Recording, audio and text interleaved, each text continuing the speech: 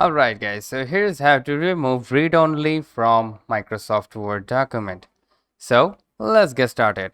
First of all, you need to move your cursor on the left upper side, which is onto the file. Then click on the file. Then from here you need to select the save as. Then onto the left bottom you will see the browse option. You need to tap on the browse. And now simply on the tools option, which is on the left of the save, you need to tap on these so that the drop down menu appear. So from here you need to select the general options, and now you probably see this read only recommended as selected, but you need to unselect it like this and simply tap on OK. And then again you can simply file, give it a name into the file like removed.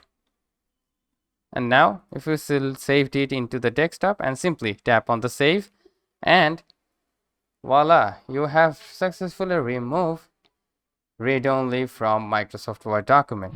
So that's how you can simply do it. Hope this video helps. If yes, please leave a like and we'll catch you guys in the next one.